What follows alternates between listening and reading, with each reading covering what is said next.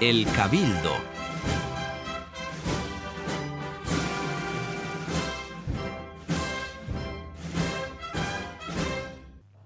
¿Qué tal? Buenas tardes. Aquí estamos para un nuevo episodio. Esperemos que mejor que el anterior. Siempre hay que intentar mejorar.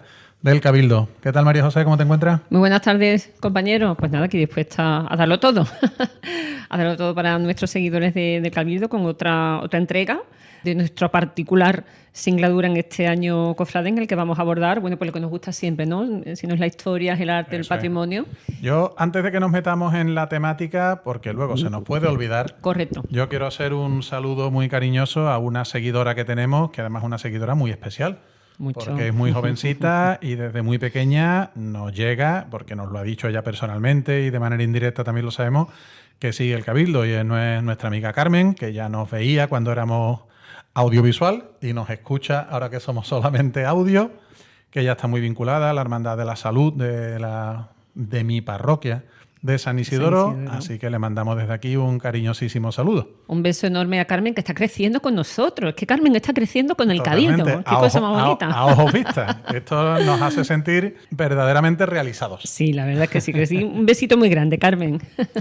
Bueno, pues ya estamos cada vez más cerca de la Cuaresma. Mucho. Es verdad que estamos viviendo en Pontevedra desde hace un tiempo, aunque no nos habíamos dado cuenta.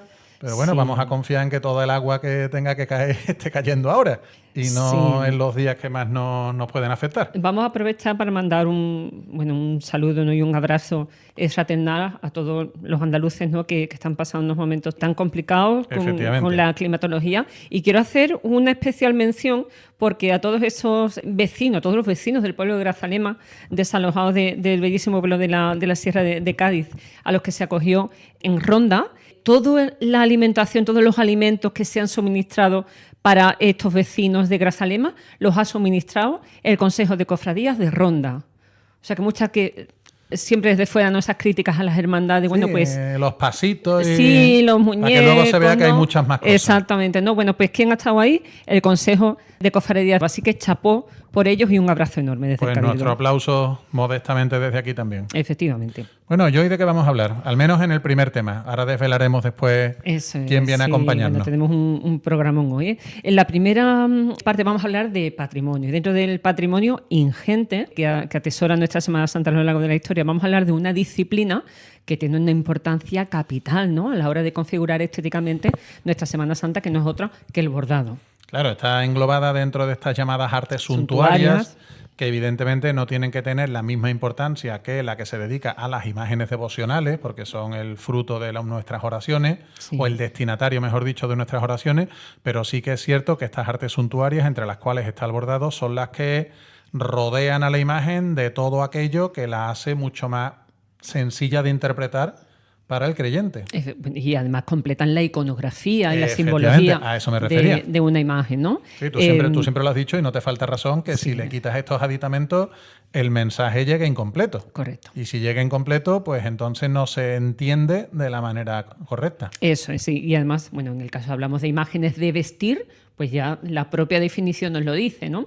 Bueno, pues el arte del bordado. Hemos hablado Bueno, pero el arte del bordado es algo demasiado extenso. Nos vamos a circunscribir, ¿verdad? Exactamente, sí. El arte del bordado, del arte sacro. Ya tocamos, no sé si fue la temporada pasada, no, creo que fue la anterior, una figura capital, fundamental para entender la evolución del bordado en el arte sacro sevillano, que es Juan Manuel Rodríguez Ojeda, ¿no? Sí, me acuerdo que en aquel programa hicimos una introducción histórica muy sencillita de la evolución hasta su tiempo. Hoy nos vamos a quedar en la antesala de Rodríguez Ojeda, ¿verdad? Eso es, nos vamos a circunscribir a un siglo realmente apasionante de distintos puntos de vista, que es el siglo XIX. Correcto. Un siglo muy adverso para la historia a nivel particular de España y en concreto para la Iglesia como institución, pero que para nuestras hermandades supuso un resurgir en su segunda mitad, prácticamente en el último cuarto, que nos ha llevado a que la Semana Santa sea lo que hoy en día conocemos. Efectivamente. Es un momento crítico. Sí, totalmente de acuerdo. Nosotros que siempre, ¿no?, postulamos aquí que la Semana Santa es hija de su tiempo, ¿no? Pues si hacemos un poquito de contexto histórico, durante el siglo XIX estamos en una Sevilla que ya viene arrastrando esa decadencia tras perder el monopolio del comercio americano. Se suma la Guerra de la Independencia, la invasión napoleónica. Hablamos hace poco, ¿verdad? Exactamente. De aquella Sevilla napoleónica. Aquella Sevilla napoleónica. La fiebre amarilla del año 1800, que supuso que hubo una mortandad grandísima y supuso pues que murieron muchos cofrades, muchos sevillanos, pues tiene una influencia directa en la vida de las hermandades esa situación. Y bueno, pues se suma también todos los avatares históricos. Las desamortizaciones de Mendizábal, de Madón, ¿no? Con la repercusión que tuvieron, la inestabilidad política. Es que el siglo XIX, desde el punto de vista político en España, es una verdadera locura. Pues evidentemente todas esas circunstancias influyen en la Semana Santa y por ende en todo el mundo, todo lo que aborda nuestra Semana Santa. Las hermandades pues pasaron desde esa época de decadencia, como bien dices, a mediados del siglo, coincidiendo con la llegada de la pequeña corte. De la pequeña corte, también hemos hablado aquí de ellos, que son los Montpensier. De hecho, hablamos en nuestra primera temporada, en aquel embrionario intento de arrancar este vehículo. Efectivamente, además con un nombre que lo recuerdo que era un poco bastante... Montpensier. Montpensier, exacto. Por aquel entonces nuestro programa todavía no era el Cabildo, era Semana Santa y cada episodio le poníamos un nombre. Era mucho esto, mucho aquello y nos sugirieron, eso es. No sé si con bueno o con mal criterio, bueno, en vez de mucho Montpensier, mucho Montpensier. Efectivamente. Animamos a nuestros seguidores a que rescaten aquellos programas. A que rescaten los primeros. Que tienen su gracia. Tienen su aquel. Bueno, pues hay ya ciñéndonos un poquito más, de una forma más concreta al arte en el asunto, del bordado, hay una circunstancia que creo que se aborda poco y es que hasta entonces muchísimas otras actividades y en el arte del bordado no era distinto, se regían la formación y el trabajo por los gremios. Claro, en concreto me acuerdo que en aquel programa en el que hacíamos los antecedentes a Rodríguez Ojeda y situamos un poquito el origen de esta artesanía, decíamos que en la época de los Reyes Católicos, cuando se redactan aquellas primeras ordenanzas, y en el siglo XV cuando ya hay constancia de una serie de gremios. Estos gremios, como entidades que protegían a todos los practicantes de un oficio, siguieron vigentes de manera bastante estricta durante muchos años, pero llegó un momento en el siglo XIX en el que la situación cambió, ¿verdad? Eso es, efectivamente. Desaparecen los gremios y con ello lo estricto de sus normas, ¿no? Eran unas normas muy estrictas, desaparecen los gremios. Que trataban y eso... de proteger el intrusismo, mentira, proteger a los que practicaban el oficio del intrusismo, mejor dicho. Sí. Bueno, pues así lo que hace es que se liberaliza pues este sector y da lugar a la aparición pues, de los talleres artesanales, normalmente talleres o bien familiares o talleres que están al frente pues un profesional, un bordador que tiene a su cargo pues un grupo de trabajadores, o los talleres conventuales, donde bordaban las monjas y seglares también, ¿no? Y dentro de estas circunstancias hay una cuestión a nivel sociológico bastante interesante, y es que en el siglo XIX, con muchas limitaciones, pero era una especie de arranque de la participación laboral de la mujer en las actividades. Eso es. Entonces, en estos talleres empezaron a trabajar mujeres y a desarrollar una actividad artística, artesanal y profesional, que hasta entonces en la mayoría de los casos les estaba vedada. Efectivamente. De hecho, en el siglo XIX se dice que en Sevilla trabajaban como mujeres en la fábrica de tabaco y en muy poquitos sitios. Muy pocos sitios. Pues estos talleres son estos pocos sitios. Exacto. Era un sector hasta entonces con un amplio protagonismo masculino, y ya en este siglo XIX, que particularmente es un siglo de carácter misógino, sin duda, y además en las artes... Como todos los anteriores, ¿no? Muy especial. Sí, pero el siglo XIX con especial relevancia y en el mundo de las artes de una forma muy, muy acusada. Y sin embargo, en el siglo XIX, estos talleres de bordado pasa a tener un protagonismo fundamental la mujer, como bien dices, con todos esos aspectos y además pues suponiendo la entrada de un jornal más en el domicilio, claro, en la familia. Y en algunos casos no como operarias, sino como responsables a diferentes niveles. De hecho, lo vamos a ver era una dignificación de la actividad profesional de la mujer que en otros sectores del mercado en general no existía. Efectivamente. Es así, ¿no? Como bien dices, desde el punto de vista sociológico es absolutamente fascinante. Bueno, pues con este contexto, ¿no? En ese momento en el que pues empiezan esa recuperación de pues un poco del pulso vital de las hermandades, pues aparecen ya los grandes nombres de estos bordadores y bordadoras que al final van a configurar la estética del bordado que ha llegado hasta nuestros días, pasando, por supuesto, por el tamiz de Rodríguez Ojeda, que es fundamental, ¿no? Sí, Rodríguez Ojeda, digamos que redefine el concepto, pero Rodríguez Ojeda nace en este mismo contexto. Evidentemente. De hecho, cuando hablamos en aquel programa del origen de los bordados, hay bordados en nuestras cofradías por piezas que todavía subsisten o por documentos indirectos que nos refieren contratos y adquisición de distintos tipos de piezas desde el siglo XVII, pero en el siglo XVII, XVIII y XIX prácticamente a nivel conceptual no había cambiado nada. Y fue en esta segunda mitad, en este último cuarto del siglo XIX, cuando se empiezan a reconsiderar una serie de conceptos estéticos que son de los que luego hemos ido heredando lo que ha venido después. Efectivamente, durante el siglo XIX vamos a ver cómo se va transitando pues desde el neoclásico, pasando por distintos historicismos hasta el romanticismo. Llegaremos a una pareja, a un binomio fundamental que va a romper con esa estética historicista y romántica hasta llegar ya a la figura de Juan Manuel Rodríguez Ojeda, ¿no? Bueno, pues después de haberle dado contexto al tema, nos vamos a centrar en esas figuras que van a configurar pues, el arte del bordado que nos llega hasta la época actual. La primera de estas figuras, de estos artistas, va a ser una mujer, en este caso Antonia Bazo Davies, no sé en este caso cómo se pronunciaría, que es una artista, una bordadora que nace en 1751, a mediados del siglo XVIII. Es una bordadora fundamental para poder entender el bordado sevillano de principios del siglo XIX. Las primeras noticias de ella nos la va a dar un cronista, historiador sevillano, fundamental en la historia de nuestra ciudad, que no es otro que José Gestoso. José Gestoso sitúa a Antonia Bazo viviendo en 1802 en la antigua calle del Burro, que es la actual calle Don Alonso el Sabio. A mí siempre me ha hecho mucha gracia cuando ponía Don Alonso el Sabio, antes Burro. Antes Burro. Era el nombre de la calle, pero en fin. Eso sonaba es. así.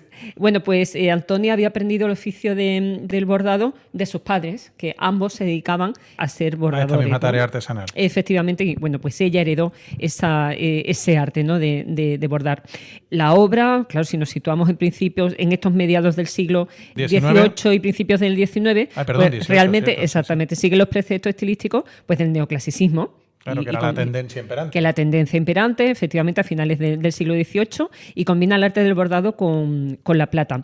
Es un estilo que efectivamente está entre el rococó, que es ya la siguiente etapa del barroco, y el neoclasicismo de principios del siglo XIX. Se caracteriza... Sí, una época de transición. Una en época la que todavía de transición. perviven algunas tendencias y ya van llegando otras. Efectivamente, están las reminiscencias del rococó y estamos en el neoclasicismo, y se caracteriza la obra de Antonia Bazo por utilizar una amplia variedad de puntos de bordado y trabajar el oro y la seda. Claro, tratándose pues, de piezas que realiza Antonia pues, con un tiempo considerable, hay algunas que no se han conservado. Pero creemos que sí que hay una bastante importante que tiene que ver con la Hermandad de la Macarena, ¿no? Que en este caso te has encargado tú de recoger esa noticia. Sí, bueno, fue una noticia que salió hace poco, creo que el año pasado, si no recuerdo mal, o hace un par de ellos, y es por una investigación que había hecho un grupo que tiene la Hermandad de la Macarena investigando sobre todo su patrimonio artístico. Y habían dado con la posible autoría de esta señora, de esta Antonia Bazo, sobre el estandarte de la Hermandad del Rosario, la faceta letífica de la Hermandad de la Macarena, y que si efectivamente es así y está situado como consideran los estudiosos de este trabajo a finales del siglo XVIII, pues estaríamos ante la pieza textil más antigua de todas las que atesora la Hermandad, que no son pocas y no son de poca categoría artística. Sí, con lo cual el valor que tiene, pues imaginad lo que va a suponer. Sí, una obra muy destacada que sí que se conserva y que se atribuye a Antonia Bazo es la Clámide del Cristo de la Coronación de Espinas del Valle, una obra que es de 1805. Sí, porque esta mujer era hermana de la corporación, ¿verdad? Efectivamente, era hermana de la corporación del Jueves Santo. Es una bellísima clámide púrpura bordada en oro. Además, si no recuerdo mal, ha sido restaurada de una forma pues bastante afortunada, porque como vamos a ver, vamos a destacar piezas que por desgracia, en posteriores restauraciones se ha alterado el diseño original. En este caso, claro, no. Permíteme hacer no una aproximación, y es que, aunque tenemos rastros documentales de piezas de bordado anteriores, muy pocas de ellas han sobrevivido. Entonces tenemos noticias de contratos en pleno siglo XVII, como un manto que se hace para la Virgen de la Concesión del Silencio por parte de un tal Juan de Arentas, Juan de Valdera, que borda para la Virgen de la Esperanza de Triana, Frutos García para el Mayor Dolor y Traspaso, pero de esto tenemos únicamente datos indirectos. Como piezas verdaderamente patrimoniales queda muy poquito del 17 y muy poquito del 18, y es en esta época en la que ahora mismo nos hemos situado, donde verdaderamente sí que tenemos piezas que nos permiten seguir disfrutando y conocer de primera mano cómo eran los patrones estéticos de la época. De la época, efectivamente. Efectivamente, sí. Pues pasamos de una mujer a otra, ¿verdad? Pasamos a dos hermanas. Ah, cierto. A dos hermanas, a Francisca de Paula y a Rita, de apellido ambas, Zuloaga Sánchez. Contemporáneas, ¿no? Contemporáneas, efectivamente. Entre ellas, además, bueno, pues nacen en 1761, en 1766. Sí, pero contemporáneas de quien acabamos de hablar, de Antonia exactamente, Bazo, contemporáneas de Antonia Bazo. Nacen apenas una década después de Antonia Bazo. Se conocen más obras de Francisca de Paula, posiblemente porque era ella la que hacía los diseños. Era la mayor también. Era mayor, efectivamente. Posiblemente es ella la que hiciera los diseños, o estamos hablando ya casi de empresarias embrionarias un poco, ¿no? Sí, en un contexto poco propicio para las mujeres que emprendían. Efectivamente, ¿no? De hecho, José Gestoso vuelve a salir, el historiador sevillano, es el que afirma, ¿no?, que fue Francisca la que trazaba los dibujos y dirigía los bordados sobre, por ejemplo, una pieza fundamental, que son unas piezas de color celeste que tiene la Catedral de Sevilla, que se utilizaban en la función de la Inmaculada Concepción. Además, una pieza en la que, además de trabajar Francisca y Rita, trabajó una jovencísima Patrocinio López, que hablaremos después, pero también que se formó en el taller de estas hermanas. Aprendieron juntas, digamos. Aprendieron, efectivamente. El estilo de las hermanas Zuloaga Sánchez, bueno, pues son composiciones que están repletas de flores de diversos tamaños, utilizan cristales, espejuelos, tienen una amplia variedad de bordado, pero de poco realce. Ya veremos cómo esto va evolucionando con artistas posteriores. Líneas compositivas, bueno, pues en sentido vertical y con una simetría bastante marcada, que bueno, que es un estilo que irá tomando pues bastante protagonismo en la primera mitad del siglo XIX. Ya en la segunda parte llegarán otra forma cánones, exactamente, de concebir esos patrones y ese diseño. Entre las obras más destacadas hay una que no se conserva, que es una túnica que le hacen al Señor del Gran Poder en 1817. Pero es una túnica que se ha replicado recientemente. Cuéntanos, ¿por qué? ¿Cómo se ha replicado? Pues ¿En qué contexto? Se ha replicado por parte de uno de los más brillantes diseñadores de la actualidad para nuestras hermandades, que es Sánchez de los Reyes, y estamos hablando de la túnica de los devotos, que con ocasión de la reciente misión del Señor del Gran Poder, pues se volvió a realizar, o se realizó de nuevo, pero basándose en este diseño perdido. Exactamente, Javier Sánchez de los Reyes se encargó de hacer esa labor de estudio y de investigación, y se ha conseguido pues recuperar el diseño de las hermanas Zuloaga Sánchez y volcarlo pues en esa nueva túnica del Señor, que es la túnica de los devotos. Y después hay otra túnica de otra imagen fundamental, que es de nuestro Padre Jesús Nazareno, de la Hermandad del Silencio, que se conoce como la túnica de delantal, de 1827, que se destinó realmente a cultos internos. Y en este caso, desgraciadamente, se ha sido muy transformada, muy modificada, se cambiaron los bordados de posición, se colocaron en la parte delantera y esa acumulación... De ahí el nombre, ¿no? De ahí el nombre, exactamente, túnica de delantal, de 1827, también obra de las hermanas Zuloaga Sánchez. Vale, avanzamos alguna década, un par de ellas, y vamos a pasar a un bordador que también se ha considerado una referencia porque supuso, permítame la expresión coloquial, la bisagra entre lo que había antes y lo que vino después. Estamos hablando de Manuel Ariza, que aunque tenga este apellido, no lo vinculamos a la saga de los capataces. Bueno, o al menos que yo sepa. Sino que la familia Ariza se ponga en contacto con nosotros, porque a lo mejor tienen ellos en el árbol genealógico pues algún lazo que le une con Manuel María Ariza Campelo. Ahí está, es un señor que nace en los últimos años del siglo XVIII y que está activo hasta ya el último cuarto. Él, llegó a los 80 años de vida longevo. Y buena parte de su trayectoria vital pues la dedicó a engrandecer el bordado de nuestras hermandades. Sí, tiene un estilo de una extraordinaria factura, se ha estudiado muchísimo su obra. Son composiciones pues, que heredan pues, ese estilo preciosista de la primera mitad del siglo XIX que va evolucionando a lo largo del tiempo, claro, son 80 años los que vive este hombre, pues hasta las piezas de mayor volumen que ya son más propias de finales del siglo, ¿no? De ese último tercio del siglo XIX. Él es el claro ejemplo de la transición entre lo que había y lo que llega ya en la segunda mitad del XIX. Él termina concibiendo ya el bordado con cierto concepto tridimensional. Sí, de bulto. Exactamente, de bulto, ¿no? Que son esas piezas con esos bordados que sobresalen, ¿no? Bastante sobre el tejido.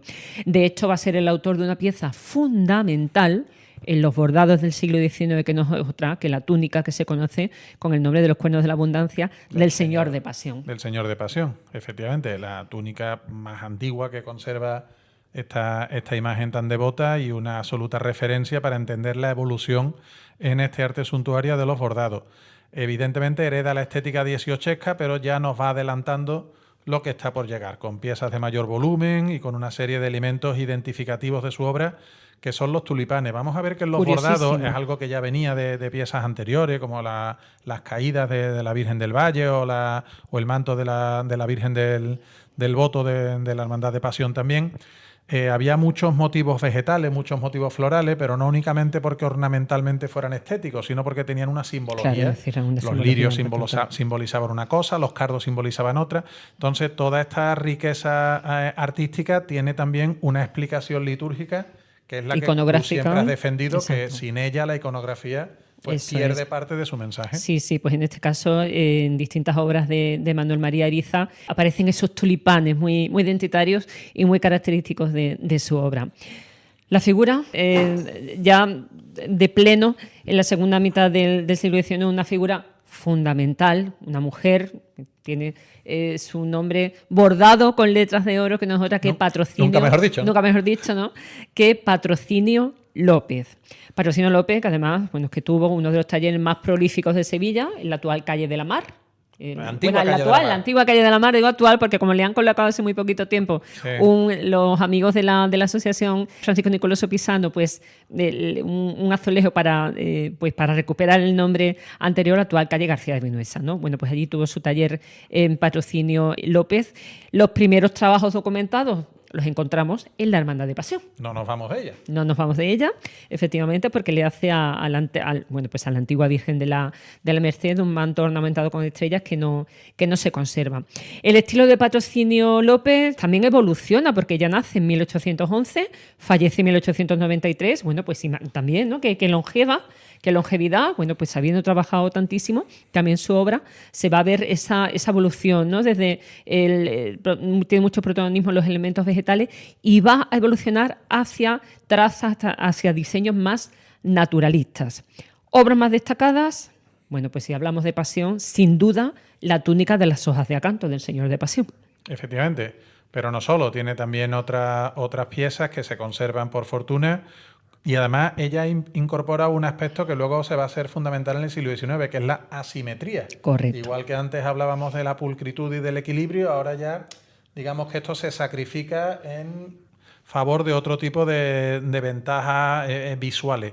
También tiene una túnica para el Jesús Nazareno del Silencio, del que también hemos hablado, la túnica del Señor de las Tres Caídas de San Isidoro. Que es absolutamente espectacular.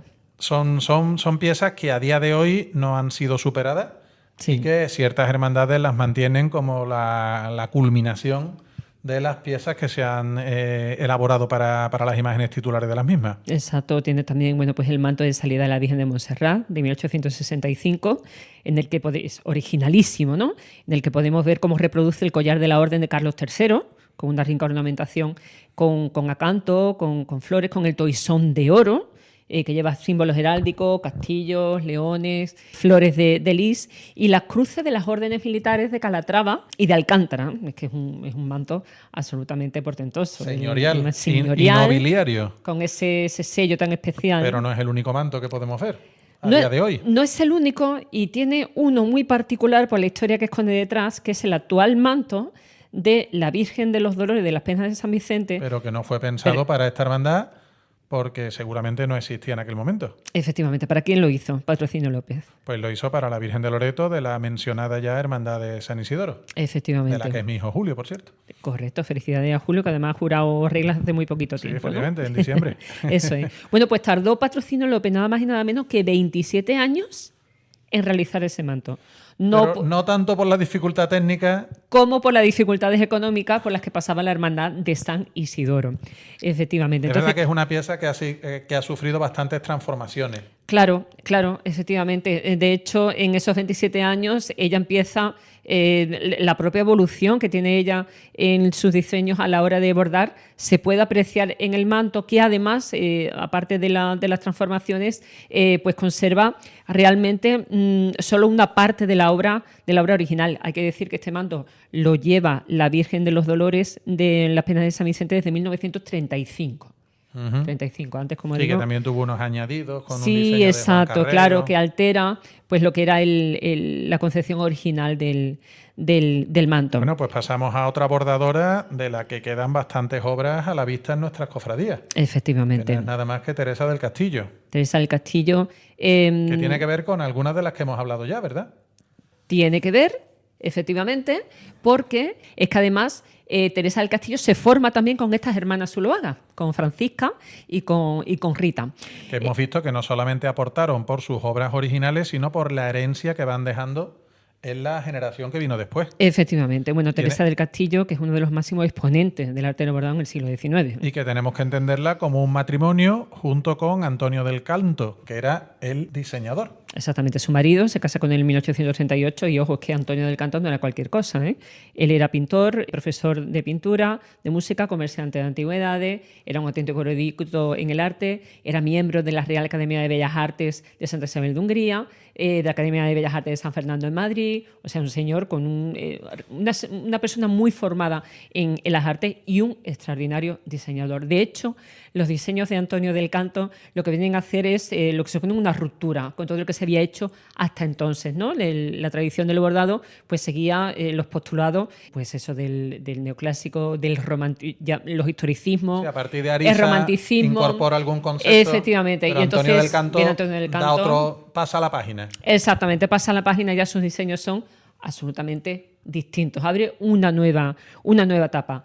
Ojo, eso en cuanto al diseño. Después, esos diseños había que transformarlos. Había que pasarlo del papel Había que pasarlo del papel al tejido. Y ahí está la extraordinaria destreza de Teresa del Castillo, que supo interpretar los diseños de su marido, aportándole unas dosis de realismo y naturalismo que va a influir decididamente en figuras, por ejemplo, como Juan Manuel Rodríguez Ojeda. Alcanza unas dosis de realismo realmente magníficas. Sí, es que Juan Manuel bebe en buena parte de la herencia de Antonio del Canto y de Teresa del Castillo.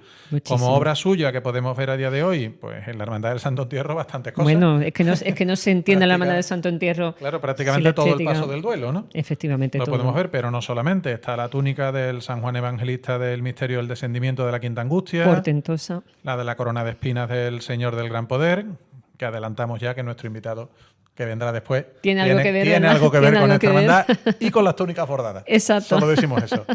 Bueno, también lo hemos añadido porque es una pieza también muy bonita, que es el Sinelave de la Hermandad de la Carretería. Es también muy característico y muy, muy bonito. El vestido azul pavo, y hablo de vestido porque es una pieza única, el vestido azul pavo de la Virgen del Valle de 1879, que está la Virgen, bueno, para mí ella está hermosísima siempre, pero con este vestido azul de Teresa del Castillo está hermosísima. Y sin salirnos de esta misma hermandad, la túnica con la que actualmente sigue procesionando el Señor con la cruz al hombro. Que además, paso del encuentro con la Santa Mujer Verónica. Fíjate, porque fallece Teresa del Castillo, creo que a los 20 y pocos días de presentarse, de bendecirse la túnica del Señor. Es su obra póstuma. Pues ahí queda su legado, que no fue poco. No fue poco. Hay muchísimos más. Ojo, que estamos hablando de estos artistas de obras relacionadas con hermandades de penitencia de Sevilla capital. Sí, porque luego trabajaron Después trabajaron en la provincia para otras ciudades. O para entidades que no eran hermandades. Exactamente, y obra civil. O sea que son artistas que tienen una producción enorme. Yo creo que si decimos que la segunda mitad del siglo XIX fue el momento cumbre del bordado, no exageramos. No exageramos. Luego vinieron, entre comillas, monstruos de este arte, pero los que pusieron los pasos definitivos para que luego todo lo demás fuera posible, sin duda, son esta constelación en una Sevilla muy venida menos, que también hay que decirlo, ¿eh? Exactamente. Que no había ningún tipo de facilidad económica, ni ningún tipo de que prosperidad. No se podía, exacto. Que parece increíble que surgiera esta generación y que nos legara un patrimonio del que todavía somos capaces de disfrutar. Sí. Somos deudores sin duda del talento absolutamente soberbio de estos genios de la aguja y del diseño, ¿no? Para rematar, bueno, pues 2 hermanas, ¿no? O sea, si hablamos de hermanas en el bordado, nos sale automáticamente las hermanas Antúnez. Conocemos bordado, pero son 3, ¿eh? Lo que pasa es que el protagonismo siempre lo concentran Josefa y Ana, pero había una tercera hermana que era Juana, que también forma parte del taller, ¿no? Que conformaron las hermanas Antúnez, nacidas en Lebrija. Que Lebrija es una tierra de mucho arte. Lebrija es una tierra de arte, de verdad. Bueno, pues además se sienten muy orgullosos los lebrijanos de sus hermanas Antúnez, ¿eh? Hace unos años le dedicaron una extraordinaria exposición en el pueblo, porque lo sienten como marca de Lebrija, ¿eh? Las hermanas Antúnez, nada más y nada menos, ¿eh? Pues muy bien que hacen, porque fueron figuras capitales. Sin duda, protagonistas de esa expansión, de la difusión del bordado romántico andaluz, ya aplicado a las artes suntuarias. Está muy bien explicado XIX. Romántico y andaluz, porque Exacto. Es que ambas cosas son ciertas y cada una de ellas por separado no nos relatan la verdad absoluta de su estilo. Es que tenía la herencia romántica propia de su generación, pero una identidad andaluza muy propia marcada de la tierra. Eso es, sí. Y es un encuentro que fue muy feliz. Bueno, felizmente que ha dado obras soberbias, ¿no? Obras que forman parte de un patrimonio pues realmente único en nuestra Semana Santa. Pero quiero resaltar ese papel. Hemos hablado cómo las mujeres toman el relevo y se ponen al frente de estos grandes talleres, ¿no? Ellas fueron creadoras, aunque también trabajaron con diseñadores, fueron ellas propias diseñadoras, fueron empresarias, ojo, que estamos hablando del siglo XIX. Es que no hay que olvidar el contexto. Es que no hay que olvidarlo, es que efectivamente. Por entonces una mujer no se podría abrir una cuenta bancaria, ni podría prácticamente tomar una decisión por sí misma. Pues, y en este contexto dieron varios pasos al frente. Muchísimo. Pioneras, ¿eh? Realmente pioneras. Tenían su taller aquí en Sevilla, cerca de la Macarena, lo que se conocía como la Huerta del Zapote. El zapote, si no recuerdo mal, es un árbol americano. Es un árbol propio de... No soy experto en botánica, ahí me pierdo. Sí, porque si no recuerdo mal, Hernando Colón, el hijo del almirante, de uno de sus viajes a América, se trajo por la zona de los Humeros, ¿no? Que es donde tenía su casa, y creo que plantó allí un zapote, si no estoy yo equivocada, ¿eh? Allí tienen su taller y allí aprendieron, se formaron como aprendices Victoria Caro y Juan Manuel Rodríguez Ojeda. Es que hemos dicho 2 de los apellidos más importantes del bordado. O sea que viene todo de este mismo taller, de esta misma casa. Como obras destacadas, pues podríamos decir muchas, pero quizá lo más llamativo, el manto que se le hace a la Virgen del Mayor Dolor y Traspaso en 1872, la túnica de los cardos del Señor del Gran Poder. Bueno, de 1881, no, absolutamente portentosa. Y una obra que desgraciadamente un maldito fuego fortuito a mitad del siglo XX nos privó de disfrutar. Una obra icónica, es una de esas... Si tenemos ya a principios del siglo XX una obra fundamental, que es el manto de Maya, ¿no? El camaronero de la Macarena, en este caso podríamos equipararle el manto de la Virgen del Mayor Dolor en su Soledad de la Carretería, que se pierde en un incendio en 1955. Hay un anhelo importantísimo en la hermandad por recuperar. Podemos conocerlo por fotografías antiguas, por grabados. Es verdad que la hermandad hizo una réplica con la mejor de sus intenciones y no desentona. A día de hoy es un manto, creo yo, que muy digno, pero también es cierto que hay un anhelo de recrear esa grandeza. Sí, porque bueno, de recuperarla de alguna manera. Hoy día, pues lo hemos hablado, ¿no? Hay diseñadores que son capaces de recuperar pues esos diseños originales, extraordinarios bordadores y talleres que tenemos, que seguimos teniendo, y que son capaces pues de recuperar esas obras, ¿no? Y por las fotografías ya se puede ver la envergadura que tenía aquel manto, ¿no? Y es donde podemos ver el estilo tan definido. La verdad es que las hermanas Antúnez tienen un estilo que realmente cuando lo ves muy difícilmente te equivocas, ¿no? Porque es ese diseño asimétrico con esas grandes hojas de acanto, los roleos. Es que es muy identitario de las hermanas Antúnez, ¿eh? Sí, se identifica, ¿no? Se identifica completamente, ¿no? Era su sello. Bueno, pues estos son los grandes gigantes. Bueno, cerramos con alguien que a mí particularmente también me toca, ¿eh? Es que esto lo he puesto yo ahí como un brochecito especial para mi compañero, que lo quiero mucho. Porque, bueno, como digo, no hemos hablado realmente de grandes gigantes del arte del bordado. Pero ahora vamos a traer un nombre, quizás una bordadora un poquito menos conocida, que es Concepción León. ¿Vas a contar tú qué obra notable, especial para ti, bordó Concepción León? Pues mira, vamos a situarnos en la Hermandad de la Lanzada, que durante el siglo XIX, como otras muchas de Sevilla, permítanme la expresión, va dando tumbos de una iglesia a otra. Muchísimo. Por circunstancias como la invasión francesa, por crisis de carencia de medios, y tiene un periodo de mayor estabilidad a partir de que a mitad del siglo, aproximadamente coincidiendo con el año 1851, se establece en el convento carmelita del Santo Ángel, y a partir de ahí adquiere ya no solamente la titularidad del Cristo de los Desamparados mientras estuviese allí, sino una estabilidad que le permite ir acumulando un cierto patrimonio procesional. De aquella época se sabe que esta bordadora, Concepción León, le hace a la Virgen del Buenfín tanto una saya como un manto, distintas piezas bordadas, que con el transcurso del tiempo algunas se han ido perdiendo, de otras queda una constancia más bien indirecta, pero esa saya a día de hoy permanece y la sigue utilizando la Virgen en su salida procesional del Miércoles Santo, y se puede decir con gran orgullo que es la más antigua que sale en Sevilla y que podemos a día de hoy seguir disfrutando. Yo, en calidad del director del Boletín de la Hermandad, le he hecho este año una entrevista al vestidor, a Vicente Martín, con ocasión de que lleva 15 años con nosotros, y le he preguntado por distintas cuestiones relacionadas con el arte del vestidor. Y preguntándole en particular por el patrimonio que tiene la Hermandad de piezas bordadas, me ha dicho que es muy variado, que es muy completo, pero que como estas sayas muy poquitas cosas hay. Sí, que estas sayas no solo es que sea antigua, es que tiene una gran calidad en su manufactura y una gran riqueza en sus materiales para una hermandad que estaba en aquel momento, pues, podríamos decir de manera coloquial, a la cuarta pregunta.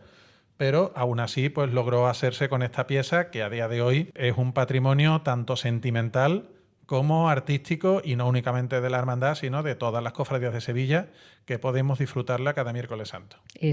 No sé si lo he comentado, es la saya de salida más antigua de todas las dolorosas que salen en Semana Santa. ¿Se conoce como la saya de las flores? ¿Es el nombre que tiene en el seno de la hermandad? Uh-huh.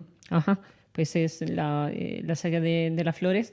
Oye, pues aprovechando que le preguntaste me has dicho al vestidor, ¿verdad? Uh-huh. Es que ha sido la semana pasada el trido de la Virgen. Efectivamente. Que ha aparecido radiante con una ráfaga de plata. Rosario de San Julián. De Rosario de San Julián, ¿no?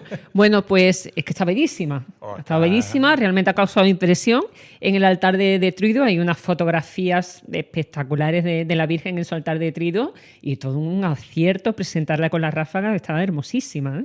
Yo estoy entusiasmado. Yo qué voy a decir, aparte que yo le tengo un cariño especial a la Virgen del Buenfín, y considero que los priostes han dado con la tecla. Han hecho un conjunto muy armonioso y extremadamente exquisito. Bueno, pues creo que pues hemos querido hacer este pequeño homenaje y esta semblanza del bordado sevillano de arte sacro en el siglo XIX, bueno, pues trayendo esos nombres, ¿no?, que van a marcar, que van a suponer hitos en la evolución del bordado sevillano, hasta que, bueno, pues ya llega la figura trascendental de Juan Manuel Rodríguez Ojeda, pero que no se entiende la figura de Juan Manuel y su producción sin todo lo anterior, efectivamente. Claro, esto es la precuela, ¿no? Digamos. La precuela. Bueno, pues damos por finalizado este bloque. En este caso vamos a cambiar un poquito nuestra dinámica, porque muchas veces nuestro segundo bloque va a ser esa barra de chapa que todo el mundo conoce y parece que aprecia mucho, pero nosotros la tertulia la concebimos cuando hay varias personas. En este caso tenemos un invitado, de manera que nos va a permitir abrir una sección que hasta ahora no habíamos estrenado, que se llama Desde el Balcón. Desde el Balcón. Porque es como si compartiéramos un balcón con nuestro invitado y estuviéramos viendo pasar una hipotética cofradía, y nos permite este ratito de charla cercano y en confianza. Exactamente, y lo vamos a estrenar, bueno, pues creo que un estreno de altura, ¿no? Así que metemos la cabecera y en un segundito estamos aquí de vuelta. Venga, les esperamos, no se vayan.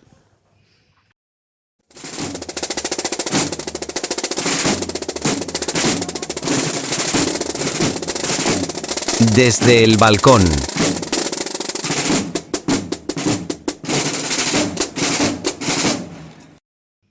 Bueno, pues ya estamos de vuelta y como habíamos prometido tenemos un invitado de máximo nivel. Además yo particularmente comparto con él una de mis hermandades, así que me hace particularmente feliz. Bueno, nos vestimos de gala, ¿no? para recibir a una persona con una importancia realmente sobresaliente, primero por haber dirigido una de las hermandades capitales, ¿no? que forman parte de la nómina de nuestra Semana Santa, y haberlo hecho de una forma ejemplar, ¿no? que marcando de una forma el caminar ejemplar de la hermandad de la que tratamos, ¿no? Y ahora vamos a ver que dejando una huella que todavía a día de hoy, unos cuantos años después, perdura. Perdura, sí. ¿Qué tal, Enrique? Enrique Esquivias con nosotros, ex hermano mayor del Gran Poder. Encantado de tenerlo por aquí. Buenas tardes, un placer estar con vosotros. Encantado de estar aquí. Pues nada, el placer es mutuo.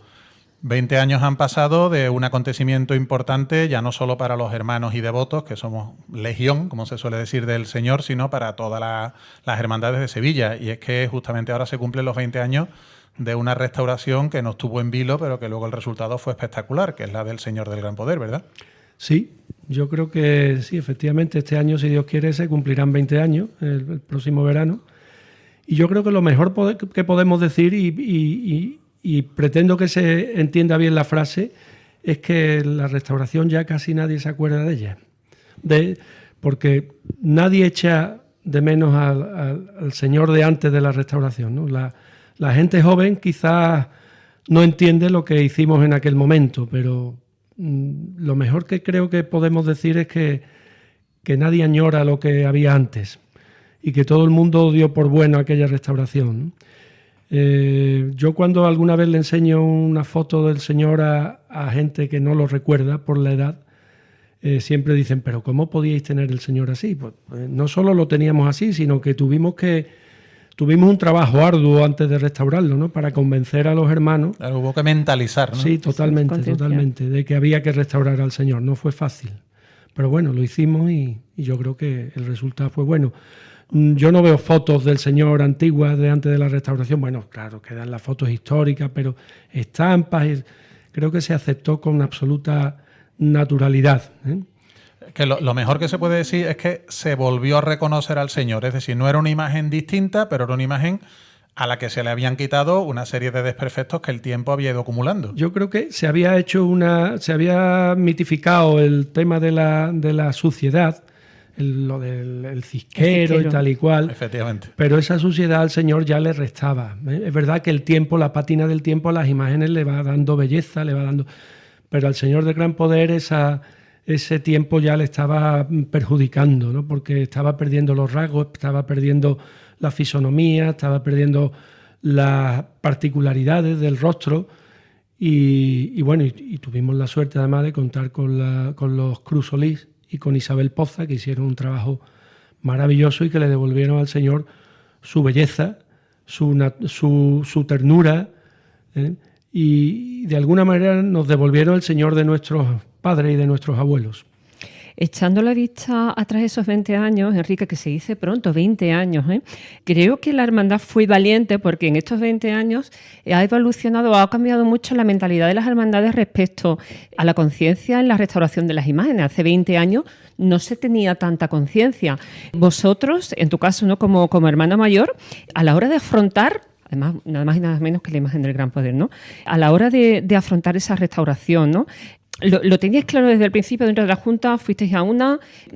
¿Teníais los informes técnicos, no? ¿Dudasteis en algún momento de lo que los hermanos podrían pensar o sentir, ¿no? De este ya no es nuestro Señor del Gran Poder, ¿no? Bueno, esto, como os decía, fue un trabajo de mucho tiempo, ¿no? Nosotros entramos, la Junta nuestra entró en diciembre de 2004. Uh-huh. Evidentemente nosotros no habíamos comentado que teníamos intención de restaurar el Señor. Éramos además una junta joven, de alguna manera valiente en cuanto a la forma de que queríamos de llevar la hermandad.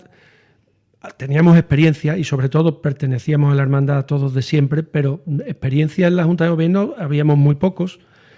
Si nosotros decimos antes de las elecciones que queríamos restaurar al Señor, no nos votan ni nuestra familia. La gente da un paso atrás, ¿no? Porque además en aquellas elecciones había más de una candidatura, que no es algo habitual en la hermandad. Presentábamos al hermano mayor que estaba, exacto. que repetía, ¿no? O que se presentaba a la reelección. Si llegamos a decir, no, vamos a restaurar al Señor, es que nos echan antes de... antes de empezar, ¿no? Cuando entramos, yo recuerdo, en aquel invierno, que los Cruz Solís vinieron a ver al cachorro. Y yo hablé charlando un día con el prioste, que era el actual hermano mayor, Ignacio Soro. Digo, Ignacio, ¿qué te parece si, aprovechando están aquí los Cruz, los llamamos que vengan a ver al Señor? Porque el Señor no lo miraba nadie o no lo veía nadie, técnicamente desde que ellos mismos lo habían restaurado. Tiempo atrás. En el año 87, me parece, sí, 87. Y ya hacía tiempo, ¿no? Y bueno, y los llamamos, efectivamente, vinieron a verlo un día, al mediodía, lo recuerdo perfectamente, y lo vieron tal y cual. Dice, ay, Señor, hacía mucho tiempo, no lo veían. Y cuando ya iban por la puerta, los despedíamos, Joaquín Cruz Solís me dijo, mira, tú si no quieres problemas, olvídate que hemos estado aquí esta tarde. Hazte el loco, ¿no? Hazte el loco. Esta visita no ha existido. Pero alguien algún día tendrá que meterle mano a esto. Y cuanto más tiempo pase, peor. Y entonces lo tuvimos claro. Bueno, pues si hay que hacerlo y cuanto más tiempo pase, peor, pues aquí estamos nosotros para hacerlo. Entonces empezamos poquito a poco a mentalizar a los hermanos, que cómo estaba el Señor, cómo se había ennegrecido sobre todo los últimos años. No era un deterioro aritmético, era progresivo, ¿no? Era geométrico. Cada vez peor. Fotos ya relativamente recientes se veía ya que el Señor cada vez estaba más oscurecido. El cambio de la parroquia a la basílica yo creo que también había influido, pues la basílica al tener esa forma redonda, pues hacía un efecto chimenea, sí, creo yo, el multiplicador. Sí. Entonces fuimos poco a poco mentalizando a los hermanos. Le encargamos un estudio al IAPH. El IAPH estuvo con nosotros sensacional, a nuestra absoluta disposición. El director del IAPH, que entonces era Román Fernández Vaca, y todo el equipo estuvieron con nosotros magníficamente. Os voy a contar una anécdota. No podíamos mover el Señor, queríamos que el estudio se hiciera sin que se supiera y sin que el Señor se retirara al culto. Los técnicos del IAPH vinieron durante 4 lunes, que fueron los 4 lunes del mes de noviembre del año 2005. Al mediodía, a la 1:30, cerrábamos la basílica, con la máxima discreción. Montábamos el artilugio que tiene el Señor para bajar, que no sé si lo conocéis, un artilugio de madera muy bonito, muy antiguo. Se quedaron encantados los técnicos del IAPH cuando lo vieron. Montaban el artilugio, bajábamos al Señor, ellos trabajaban, hacían lo que tenían que hacer, se hacían radiografía, en fin, los estudios que estaban haciendo. Terminaban, se volvía a subir al Señor, se desmontaba el artilugio y a las 6 de la tarde abría la basílica y allí no había pasado nada. Lo estuvimos haciendo durante 4 lunes y no se enteró absolutamente nadie. Eso dice, yo creo, mucho en favor, bueno, por supuesto de la Junta, que era su responsabilidad, que eso no se supiera, por supuesto, del personal de la hermandad y de los técnicos del IAPH, ¿no? Nos hicieron un informe exhaustivo, muy interesante, de cuál era la situación. Nos tranquilizó porque no había una patología grave, no había. Era todo. El soporte estaba bien, estaba bien, era más que nada la encarnadura. Y después, una vez hecho ese informe, nos fuimos a los Cruz Solís y le preguntamos si ellos estarían dispuestos a restaurar al Señor. Y los convencimos, nos dijeron que sí. Se vinieron en un mes entero, fueron algo más de un mes, entre los meses de junio y julio del año 6. Antes tuvimos que llevar todo este tema a un cabildo general. Claro. Lógicamente. El cabildo general se celebró, si no me falla la memoria, el 20 de junio de aquel año de 2006, que vinieron 500 hermanos, una nómina que entonces no teníamos la nómina hermanos, era sensiblemente más pequeña que ahora. Expusimos el tema, nos documentamos fotografías antiguas, enseñamos fotos datadas, que hay, en fin, se hizo un trabajo muy interesante en el tema fotográfico y los hermanos vieron que el deterioro del Señor cada vez era peor.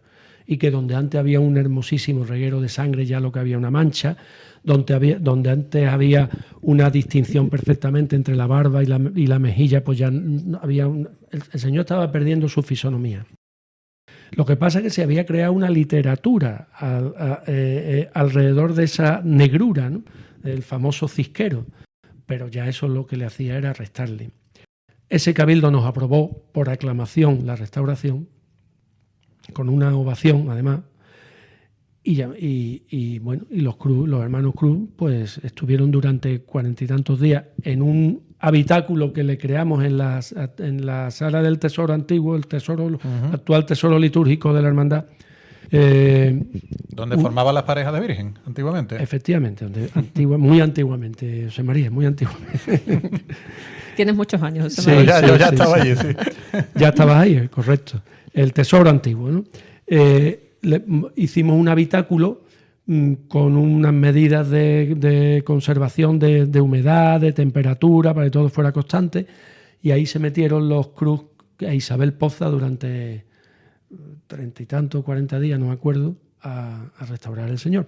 Y Isabel, que fue la que verdaderamente restauró el rostro del Señor, Isabel Poza, lo restauró sin utilizar disolventes ni productos químicos, con un bisturí, con la punta roma de un bisturí, le iba quitando, formamos una comisión, por supuesto, con la Junta de Gobierno, con los ex hermanos mayores, con una serie de técnicos o de expertos a los que invitamos.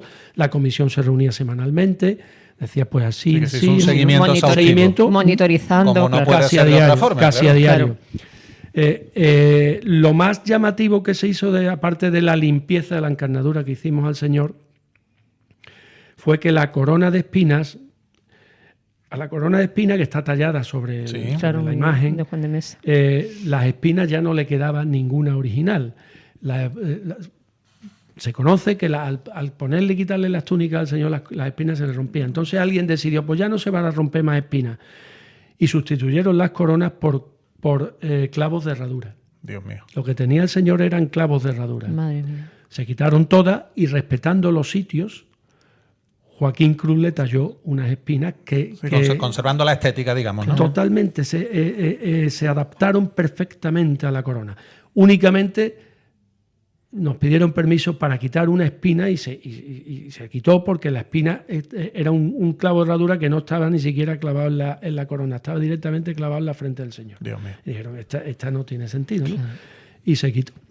Por lo demás, se repuso un trozo de corona que era una reposición, no era la corona original, se había roto en su día, aunque no había documentación de ello, y se retalló un trozo pequeño aquí en la parte trasera, casi en la coronilla de la corona, y después lo que se hizo fue una limpieza del Señor. Ya de camino, pues lógicamente vieron el soporte, el Señor, gracias a Dios, ellos lo habían retallado con la restauración del año 87, deshaciendo la poco afortunada, digamos, restauración de Peláez del Espino. El cuerpo estaba perfectamente, bueno, alguna por aquí, por allí, nada importante, ¿no? Yo me acuerdo cuando el Señor se volvió a presentar a los fieles, que a los hermanos nos citaron, creo que un día antes, si no recuerdo mal, el que pudiera estar allí, que se palpaba alguna inquietud de nos devolverán al Señor reconocible.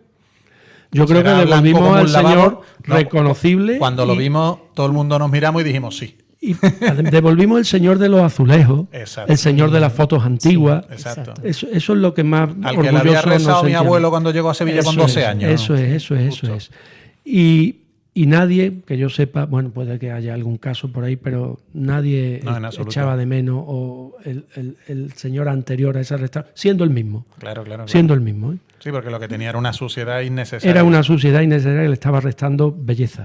Y que alteraba realmente, ¿no? La percepción. La percepción y esa imagen que en su día talló. Por ejemplo, Juan de Mesa, la corona de espinas, que si os fijáis en los azulejos antiguos del Señor, pues la corona de espinas es verde. Pues la corona tenía una pátina hermosísima de un verde olivo, pues le habían dado un betún de Judea y la habían ennegrecido junto con el pelo, sin solución de continuidad. Había perdido los matices, todo eso se recuperó, ¿no? La verdad que para ser una junta de hermanos jóvenes, como se suele decir de manera coloquial, cogieron al toro por los cuernos. Pero no solo en esta cuestión. porque es una junta, tanto la primera como la segunda, porque fueron 2 y yo no estoy ahora mismo despistado. Mía, sí, dos. Efectivamente, que cambió muchas cosas en la hermandad y una de ellas fue la participación de las hermanas. Efectivamente. Bueno, eso nos tocó también. Era un proceso, digamos que, bueno, fuimos de las últimas hermandades. Sí, pero que incluso así eso sí lo llevábamos. Se podía haber hecho la táctica del avestruz que no pocas hermandades hicieron. Y al final nos hubieran obligado como obligaron a las últimas. Sin embargo, no fue así. Sí, bueno, eso sí lo llevábamos, que necesitábamos unas reglas nuevas, el tema de las hermanas habría que afrontarlo, pero porque necesitábamos unas reglas nuevas, porque las reglas de la hermandad se habían quedado obsoletas, anticuadas, tenían lagunas, en fin. Y nos metimos, eso lo hicimos en el segundo mandato, pues en el primero se cruzaron unas cuantas cosas y no pudimos, en el segundo mandato sí ya hicimos las reglas nuevas con la equiparación de derechos de la hermana. Y el año 2010 fue el primer año que salieron las hermanas de Nazarena. ¿Cuántas hermanas salieron aquel año? Unas 150 más o menos. ¿Se palpaba dentro de la hermandad había muchas hermanas ese anhelo? Había muchísimas hermanas que querían salir. Me dice, es que no son muchas, con que hubiera una, era bastante. Con que hubiera una ya era justificable la reforma de regla, pero salieron unas 150 y ese número después ha ido creciendo poquito a poco. Sigue habiendo bastantes más varones, no es como pasa en otras hermandades, que ya prácticamente van 50-50. Sí. En nuestra hermandad sigue habiendo más varones que mujeres, pero bueno, ha ido creciendo poquito a poco y va creciendo todos los años, ya no sé cuántas. De todas formas, la Hermandad del Gran Poder, el Señor del Gran Poder, tiene una grandísima devoción a nivel general, ¿no? Pero entre las mujeres, yo que las mujeres de mi familia, que son muy, muy, muy del Gran Poder, sí que tiene, ¿no? Un volumen. Hay una figura que es la devota del Señor. La devota del Señor, sí, exacto. Pero yo sabía que esa devota del Señor generalmente no son ni hermanas. Eso es, sí. Eran las que solían salir detrás del Señor con los plásticos. Salían detrás con los años aquellos de los plásticos. No, bueno, y hay devotas incluso que ni siquiera van a verlo en la madrugada, ni les hace falta. No, porque viven muy lejos. Cada viernes. Son las devotas de los viernes. Eso es. Las devotas de los viernes. Y los devotos. Pero bueno, tú hacías referencia, María José, a las mujeres. Sí, las devotas del Señor de los viernes o de cualquier otro día, fundamentalmente los viernes. En la mayoría de los casos no son hermanas, ni les interesa. Lo único que quieren es que cuando ellas llegan a la basílica esté perfecta y el Señor su Señor. El resto de la hermandad. Usted preocúpese de tener ahí el Señor, tener la basílica perfecta, tener las misas, tener esto, tener los confesionarios. Ya, si el Senato está limpio, no da igual. Y eso yo sabía que no tenía nada que ver, esas devotas le traía sin cuidado que hubiera nazarena o que no.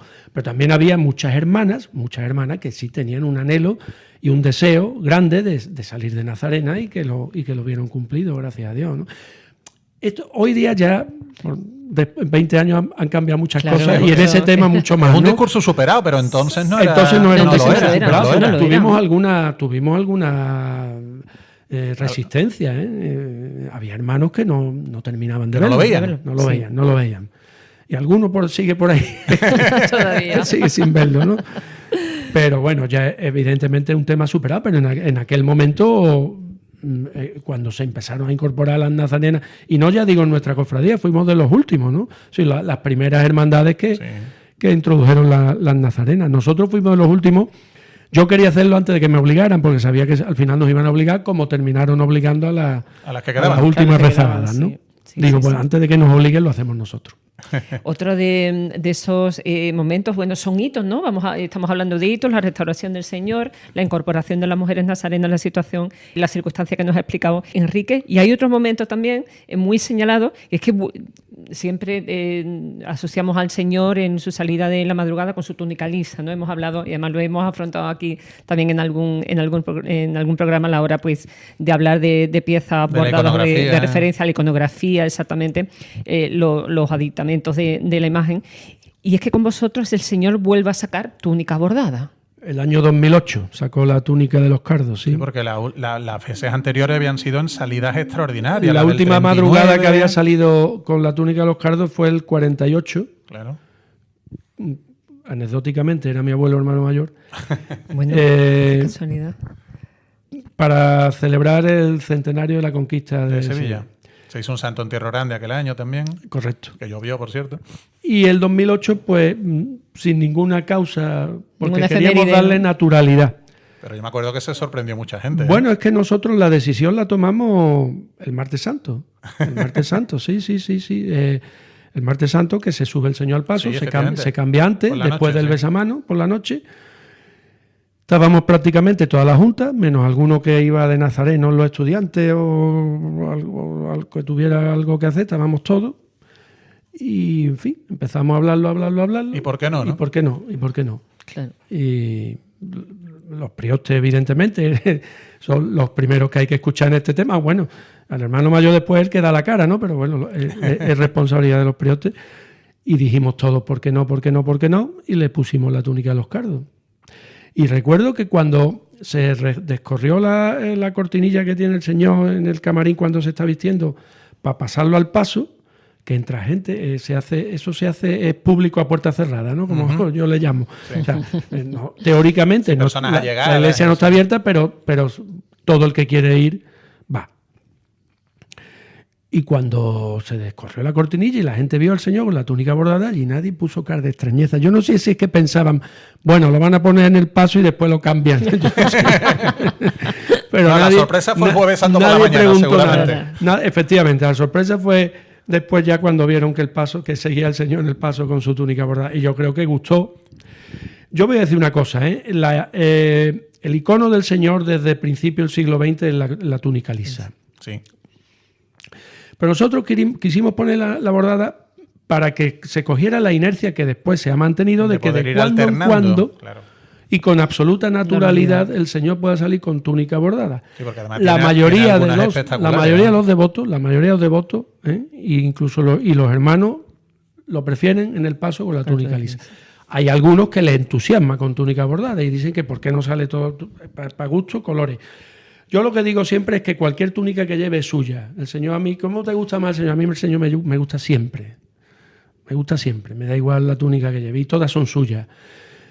Pero esa era la idea, que con cierta frecuencia y sin motivo aparente, ¿no? Porque hace años tal, no sé, pues el Señor salga de cuando en cuando con túnica bordada y a nadie le extraña.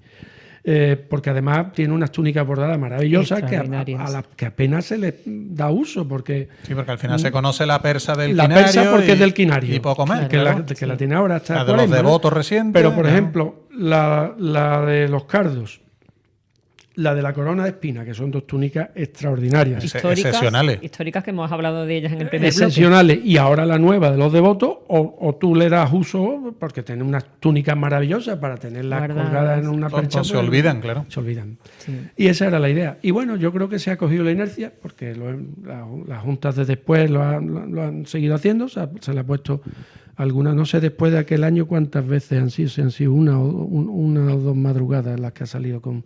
No lo recuerdo ahora mismo, con túnica bordada. Esa era la idea. Una cosita también que fue muy característica de la Junta de Gobierno y que creo que ha dejado una huella también imborrable es la reforma que se acometió en la Basílica, con la incorporación del coro, con la seguridad del Señor, que me acuerdo que aquello propició el traslado a Santa Rosalía, que fue una ocasión también de ver al Señor con luz de día, que no era tan frecuente en aquellos días. Bueno, ¿qué recuerdos tenemos de entonces? Es que eso era la segunda parte de la restauración, José María. Nos aconsejaron que el Señor, para que no le volviera a pasar o para por lo menos ralentizar un oscurecimiento posterior, había que mejorar sus condiciones en el camarín. Entonces nos metimos en esa obra, hicimos y mejorar la seguridad también, ¿no? Hicimos el telón cortafuego, le creamos al camarín unas condiciones térmicas y de humedad constantes, y ya aprovechamos. Ya que estamos, ¿no? Ya que estamos, el yaque de las obras, ¿no? El yaque de las obras, pues nos metimos en el órgano. El órgano se lo tenía ofrecido a la hermandad un hermano que se llama Rodrigo Zaya desde hacía un montón de años, mucho antes de nosotros entrar la junta nuestra. Y cuando entramos, nos llegó al oído que como nadie la hermandad no cogía el órgano, o no recepcionaba pues que estaba pensando ya regalárselo a otro. Entonces yo lo primero que hice, me fui con mi teniente hermano mayor, mi primo José Ignacio Jiménez Esquivia, que en paz descanse. Nos fuimos a ver a Rodrigo a decirle que por favor aguantara, que por supuesto estábamos interesados en el órgano. El órgano era un órgano castellano del siglo XVIII que Rodrigo lo tenía en su casa. Él vive en una casa magnífica en la calle Jesús de Gran Poder. Más grande que mi piso, seguro, ¿no? Seguro, y que el mío. Y en una habitación de techo muy alto, a su vez le había hecho un desnivel al suelo para meter el órgano, que tenía una cota o un gálibo, como se dice ahora, de 4 metros, el órgano. Para poner una baliza. Allí tenía el órgano Rodrigo, ¿no? Y bueno, y teníamos que hacer, en el coro no cabía, teníamos que hacer una obra. Entonces nos metimos también en la ampliación del coro para que pudiera albergar el órgano. Nos metimos en la restauración del órgano. Había que buscar, porque eso no llueve del cielo. Claro, obviamente. En fin, bueno, nos metimos y en el año 2008 nos metimos en esa obra y fue por lo que nos trasladamos a Santa Rosalía. Estuvimos pensando varias cosas, si no a la parroquia, pero para la actividad cultural de la hermandad no se podía hacer en la parroquia. Pues en la parroquia te vas a la parroquia y te quedas a merced de la parroquia, en el buen sentido de la palabra, ¿no? Sí, pero que ya son muchos allí. Y en Santa Rosalía, pues hablamos con las hermanas y llegamos con ellas a un acuerdo de que la hermandad se hacía cargo del convento, pero podía mantener toda su actividad cultural durante, lógicamente, con las hermanas, con contraprestaciones que además le venían muy bien y le sigue viniendo muy bien, ¿no? Pues yo hago aquí un llamamiento a que se ayude no solo al convento de las Capuchinas, sino a todos los conventos de clausura de Sevilla.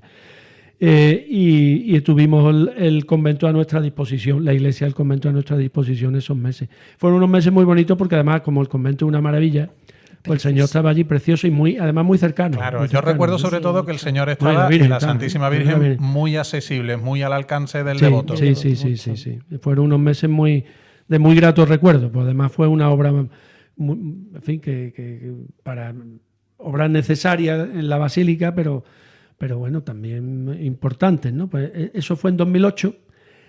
Y ya después restauramos el órgano y el órgano ya no se inauguró hasta 2012. Fue lo último que hice yo de hermano mayor. En noviembre de 2012 se inauguró el órgano en la basílica, que invitamos al padre Ayarra, también en paz descanse, a que diera un concierto inaugurando el órgano. ¿Se puede sacar el órgano de casa de...? Sí. Bueno, se llamó... lo restauró un maestro organero, Manolo Luengo, padre del actual organista de la hermandad, uno de los organistas, de Pedro Luengo, y lo restauró el mueble, digamos, lo restauró un restaurador que se llama Filter Peinado. Y bueno, pues hicieron un trabajo extraordinario. Yo de órganos no sé mucho, evidentemente, pero nos dijo Manolo Luengo, que es un gran restaurador de órganos, magnífico, restaurar órganos por todas partes, que era una pieza muy interesante, un órgano castellano muy interesante, que tiene 600 no sé cuántos tubos. Claro, esto, si a mí me dicen que tiene 20 tubos y yo dicen que es mucho, yo me lo creo. Pero bueno, 600 si está escuchándonos alguien que sepa del tema, pues sabrá que, bueno, es un órgano y que suena muy bien, suena estupendamente. Sí, yo doy fe que en los cultos, en la función principal, desde luego, suena espléndidamente. Y era una pieza que no podíamos permitir perderla. El órgano estaba en un convento de Brihuega, que es un pueblo de Burgos, y Rodrigo Zaya, nuestro hermano, que es un hombre muy sensible con el tema artístico y que le encanta, es un hombre muy culto y que todo el arte le entusiasma, sobre todo el musical, pues se enteró que el convento lo cerraban y que vendían el altar y el órgano. Y se fue para allá y dijo, pues el órgano lo compro yo. Y se lo trajo a su casa. Menos mal que no se trajo el altar, ¿no? Si no, se podía haber traído el altar. Y esa es la historia del órgano, ¿no? Lo hizo un maestro organero, se llamaba Salazar, en el año 1700, no recuerdo el año exacto, siglo XVIII, seguro. Bueno, hay que decir que nuestros oyentes no nos están viendo, pero que Enrique no mira un solo papel, que todos los datos esa es una o se los ha inventado, que no lo creo, o los ha dicho de memoria. Tiene una memoria prodigiosa, Enrique. Pedro Salazar, me parece, se llama pero no recuerdo el nombre de pila. Salazar, seguro, el autor del órgano. Y es una pieza muy interesante. Pues agradecido como hermano por aquella gestión. Otras innovaciones que igual no tenían tanta pretensión de trascendencia, pero que sí la tuvieron en el mandato, o en los mandatos, mejor dicho, de Enrique, fueron la misa de los niños, que todavía se sigue haciendo, o el anuario. que fue pionero en las hermandades, hasta donde yo más o menos alcanzo a conocer, ¿no? Pues sí, el anuario fue una idea nuestra también, que después gustó. Después muchas hermandades lo han hecho, voy a decir, lo han copiado, pero en fin, no lo han copiado, bueno, ¿no? Han tomado la idea. Han tomado la idea. Bueno, oye, la historia de la hermandad, está feo que yo lo diga, pero la historia de la hermandad de Gran Poder, la historia, aunque parezca una hermandad rancia y conservadora, si tú miras la historia de la Semana Santa, ha sido pionera en muchas es una cosas. hermandad que ha ido siempre dando un paso al frente y que afortunadamente pues otras hermandades la han seguido, ¿no? Y en lo del anuario, pues sí. Ahora ya vivimos más la era digital, ¿no? Pero fue en 2005 el primer anuario.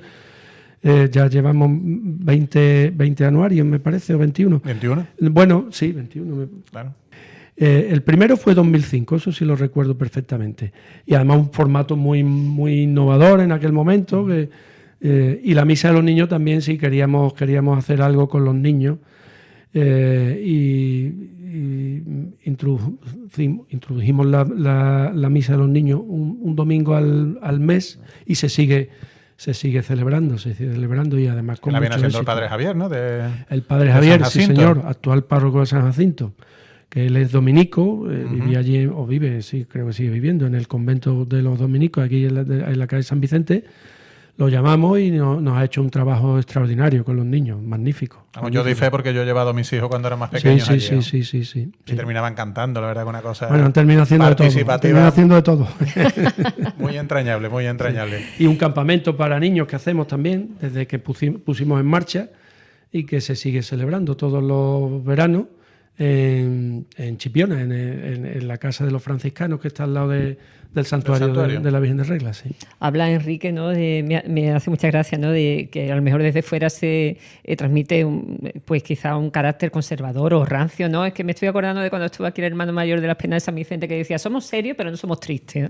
Que me hizo mucha gracia esa afirmación de Paco Polo, el hermano mayor de San Vicente, de las Penas. Enrique, más allá, ¿no? de quizás esa idea que transmite, que yo creo que no es del todo cierta, pero sí tiene la Hermandad del Gran Poder un sello propio que le hace tener siempre una directriz muy clara en todas las decisiones que toma. En Sevilla hay hermandades con muchísimo peso histórico, con muchísimos siglos a su espalda. El Gran Poder es una de ellas. Pero ¿qué es lo que tiene el Gran Poder que la hace desmarcarse quizás con ese sello tan rotundo, ¿no? De tener siempre las cosas claras? La Hermandad de Gran Poder es algo que ni en sus peores momentos, por lo menos la historia reciente, yo creo que no, si lees la historia de la Hermandad, te das cuenta que ni en sus peores momentos ha dejado de tener una cosa clara, que la Hermandad tiene que girar en torno a un epicentro que es el Señor y la Basílica, ahora mismo. La Hermandad cuando encarga el Señor, estaba en el contiguo convento del Valle, hoy santuario del Señor de la Salud de los gitanos. Al poco tiempo la hermandad se va del convento del Valle, en fin, tiene unos años ahí que no sabía, estuvo en San Acacio, la calle Sierpe, los labradores, el Círculo de Labradores actual. Y en el año 1703 la hermandad llega a la parroquia. Enseguida el Señor ya tenía ahí 80 y tantos años. Yo creo que el Señor ya empezaba a ser una imagen de peso. Referencial. La hermandad enseguida se ve la necesidad de ampliar su capilla, la amplía con una donación que hace unos hermanos, se le come terreno y el ayuntamiento cede el terreno y se amplía la capilla. Ya se ve la necesidad ahí de que el Señor necesitaba algo más. De ahí, pues, hasta, bueno, llega el Beato, la novena, en fin, la devoción al Señor crece en el siglo XIX muchísimo. Y en el siglo XX pues llega la necesidad de hacer la basílica en los años 50 del siglo pasado, y se hace la basílica con esa inspiración del Panteón de Agripa de Roma, ¿no? Pero para que no hubiera nada, ni columnas, ni esquinas, ni nada, y que el Señor fuera el centro de todas las miradas. La hermandad tiene muy claro que su principal obligación es que la basílica sea un referente de encuentro con Dios de todo el que entra allí, a través de la imagen del Señor, por supuesto, que es el reclamo, pero a través de los sacramentos. La hermandad cuida sus cultos como nadie, sus misas, la hermandad cuida sus confesionarios como nadie, Esa es la referencia de la Hermandad del Gran Poder. Eso es lo que la Hermandad nunca pierde. Después, si puedes restaurar esto, lo restaura. Si tengo un problema en la madrugada, si voy por esta calle o por esta calle, pues lo resuelvo o no lo resuelvo. Si tengo que... Pero el referente, lo más importante de la Hermandad es el Señor y su basílica. Y, ojo, algo todavía más importante y que se me entienda, que los hermanos. Más importante que los hermanos no hay nada, ¿verdad? Bueno, pues hay algo que está, al margen de los hermanos, pero que la hermandad tiene que cuidar, que son los devotos. La hermandad no puede hacer nunca nada que vaya en contra ni en contra de su hermano, ni en contra de sus devotos, los devotos del Señor. Eso es un segmento más que hay en la hermandad que sobrepasa a la propia hermandad, que son los devotos. Todo lo que se hace en la hermandad tiene que ser pensando en los devotos. Ahora va a hablar el hermano pareja nombrada de la Virgen. La hermandad era la del traspaso. Y algún pregonero que me suena a mí habló de aquello de madres de Sevilla, no las dejen solas. A la Virgen del Mayor Dolor y Traspaso, a la de la presentación. Evidentemente el centro de la hermandad es el Señor. Pero esa Virgen, Dios mío. Pues como tú has dicho, es la hermandad del traspaso. Y efectivamente, en su origen lo era. Y era. los que queremos nuestra hermandad sabemos que la hermandad nació en torno al traspaso de la Virgen. Qué penita que lo que lleva adelante eclipsa lo que va detrás. Eclipsa lo que lleva. Bueno, eclipsa para quien no quiera, para quien quiera que le eclipse. Buen matiz, buen matiz. El paso de la Virgen del Mayor Dolor, yo creo que es un paso para paladares muy exquisito. Portento. Pero nosotros estamos muy orgullosos, y tú como hermano, y además hermano que le vas dando escolta todas las madrugadas, lo sabes, un paso para que quien para lo disfruta, paladear. Quien lo disfruta mucho, quien sepa disfrutarlo, ¿no? Nosotros estamos muy orgullosos del paso, y por supuesto de nuestra Santísima Virgen del Mayor Dolor y Traspaso, que está allí en la Basílica cumpliendo su evangélico papel. Correcto. De estar al lado de su hijo. Sin quitarle protagonismo. Sin quitarle el protagonismo a su hijo, ¿no? Como tiene que hacer una madre, ¿no? Yo en este caso que soy madre y realmente se cumple, ¿no? En la dulzura y en la exquisitez absoluta de la Virgen del Mayor Dolor. Yo no quiero dejar pasar la oportunidad, porque cuando hablamos de la Hermandad del Gran Poder, además, ¿no? del Señor que lo eclipsa todo, y de lo bien que ha explicado Enrique, por qué la Hermandad tiene el sello que tiene. Si hay algo también que asociamos muchísimo, es la enorme, la ingente labor social con la bolsa de caridad de la hermandad, ¿no? Que es que casi que es otro titular de la hermandad, ¿no? Bueno, es que decía antes que fue la hermandad ha dado un paso al frente siempre, pues en eso fue otra hermandad pionera, ¿no? Por ejemplo, tuvimos la primera Casa Hermandad de Sevilla, tuvimos la primera bolsa de caridad de Sevilla, ¿no? En el año 1953. Casi nada, ¿no? Y pues eso se traduce en no sé cuántos expedientes va la bolsa ahora mismo, no sé si va por 15.000 o no 16, no lo sé, no tengo ni idea. He dicho un número que a lo mejor me equivoco, porque llevo algunos años sin un contacto directo. Yo fui miembro de Bolsa de Caridad, entré en el año 80 en la bolsa, después fui diputado de la Bolsa de Caridad 8 años, que me siento muy orgulloso de haberlo sido. Y después ya como hermano mayor, pues también tienes que estar, lógicamente, como hermano mayor, pues estás pendiente de todo y de la Bolsa de Caridad también, ¿no? Para mí es una parte, por mi propia trayectoria personal, es una parte de la hermandad que le tengo, no hablo con objetividad porque le tengo un cariño enorme, ¿no? Pero sí, tuvimos una hermandad, una bolsa, fuimos pioneros en la bolsa y seguimos con nuestra Bolsa de Caridad. Además, como decíais vosotros, yo creo que es una marca. La Bolsa de Caridad Gran Poder es una marca, ¿no? La estamos adaptando porque toda la labor que la hermandad está haciendo ahora en los 3 barrios con motivo de la peregrinación del Señor de las misiones, se está coordinando a través de la Bolsa de Caridad o de la obra asistencial de la hermandad, pero no es más que una adaptación a los tiempos de lo que es la marca Bolsa de Caridad del Gran Poder, ¿no? Y ahí seguimos, gracias a Dios, ahí seguimos. Pues por mi parte, más o menos yo creo que ya hemos cubierto el tiempo previsto, salvo que Enrique tenga algo más que se nos haya podido quedar en el tintero. Si únicamente nos falta pues agradecerte la presencia en nuestro programa, que en fin, estoy seguro de que ha sido del agrado de todos los que nos siguen. Nada, ha sido un placer estar con vosotros. Muchas gracias. Pues nada, agradecerle a Enrique Esquivia, como yo decía al principio, ¿no? Yo creo que a lo largo de la historia pues van pasando personas que en este caso, bueno, pues rigen los designios de nuestras hermandades, y hay personas con su equipo, ¿no? Porque creo que no me corregirá, además rodearse, ¿no? de un buen equipo de compañeros. Bueno, ¿no? eso fue fundamental. Claro. Que éramos un grupo de amigos que nos presentamos, amigos de la hermandad, con muchísima antigüedad, todos muy vinculados todos, que presentamos esa candidatura. Eso fue fundamental. Sobre todo éramos un grupo de amigos muy homogéneo, además, y eso es muy importante. Qué importante, ¿no? Y bueno, pues como digo, ha sido para nosotros un honor absoluto tener a alguien como don Enrique Esquivia con nosotros. Muchísimas gracias. A vosotros, un placer. Pues nada, pues con esto espero que el programa haya quedado bien definido y los citamos a ustedes a la siguiente semana, si tienen a bien acompañarnos. Pues nada, como decimos siempre, sean felices y les esperamos el próximo Cabildo. Muy bien, adiós. Síguenos en nuestras redes. Hasta el próximo programa.